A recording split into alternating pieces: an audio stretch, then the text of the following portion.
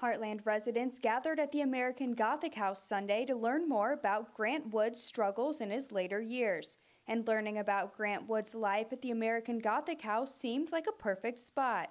It's wonderful to be able to bring the stories together about the house and his interest in it and the rise of regionalism that this house was very much a part of, and his own development as an artist. Well, it was great to have Professor Kinsey talk about Grant Wood in a different context than what we just know of with American Gothic.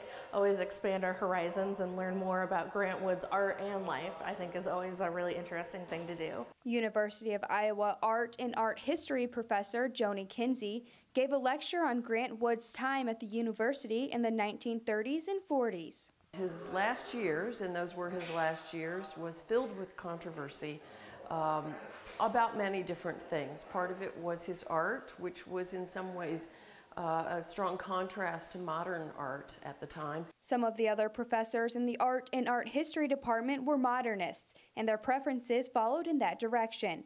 Wood also found himself encountering personal problems with the chair of the art department, Lester Longman. And he had very different ideas about the way that both American art should develop and how the University of Iowa's art department should develop.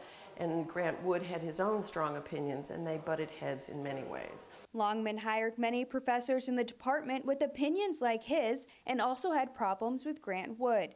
The controversy in Wood's life not only affected his life and work, but also had an impact on the development of modern art. So it was an era that raises a lot of interesting points that although he is now quite beloved, in his later years here in Iowa, Grant Wood had lots of problems.